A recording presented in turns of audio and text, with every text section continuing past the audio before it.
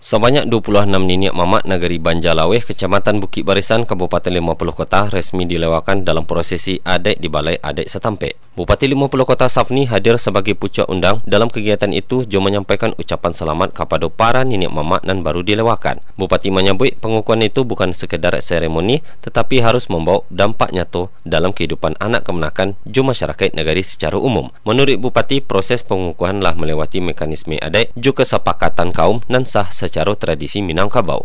Bupati berharap para niniak mamak dan baru dilewakan dapat menjadi teladan Jo membawa kesejukan di tengah-tengah masyarakat. Pemkab 50 Kota ungkap Bupati tarikh mendukung kegiatan lembaga adat sebagai bagian dari pembangunan berbasis nilai-nilai lokal.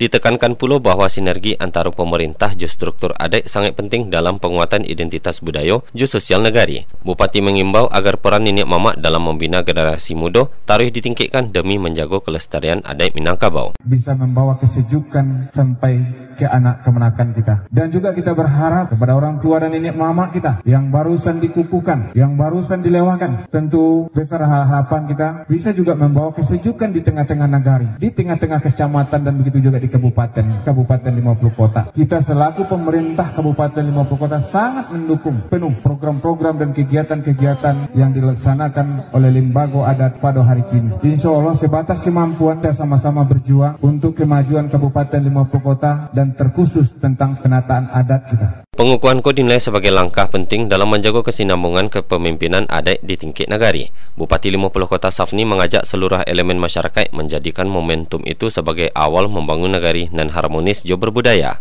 Irsyad melaporkan.